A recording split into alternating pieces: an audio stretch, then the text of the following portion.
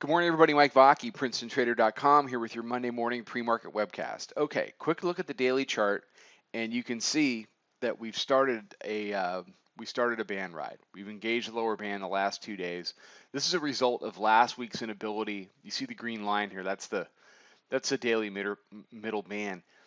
You just see this inability to hold the middle band. 1, 2, 3 days. Friday we couldn't get back to it, and we just kind of slipped away.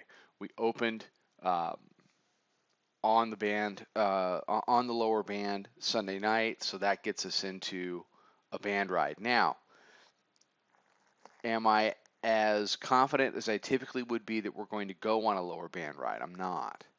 And a lot of it has to do with how whippy it's been lately and how choppy it's been. I think that has a lot to do with the fact that we are electing a president a week from tomorrow.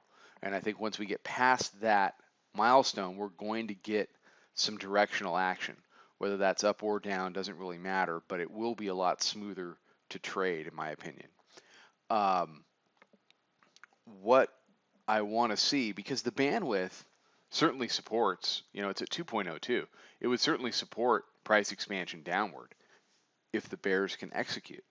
And you see some things on the hourly chart this morning that support that. You see these touches of the lower band down here in the teens, right? They tested the new weekly pivot, which is 28.75. So far, they've held it as resistance. Bears are pushing down. They're going to need to push through the purple dotted line, which is the daily pivot today. And they're going to need to come down and ideally make a lower low, or just test the area and absolutely close below the weekly pivot. They have to keep, if the bears are going to get what they want out of the Bollinger Bands on the daily chart, they're going to have to keep the weekly pivot on their side, meaning keeping price below it. If they can do that, then it opens up lower prices. If what you see in this push down this morning is a higher low, certainly if what you see is an inability to get through 21.18. You had your pop Sunday night, and then you had in the middle, in the early evening, a move back that could not get through 21.18. If this push down is just a move to retest that area and it holds, then a move up over the weekly pivot would indicate that the bulls are not going to lay down, that we're going to get more two-sided action this week, and that we're gradually going to migrate back up to 37, which is where the middle band is at this point.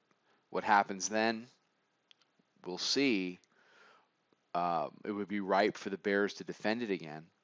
And what we may end up with, rather than a band ride, is another week of battling between the lower band and the middle band. So far, the ES has no interest in trading above middle band.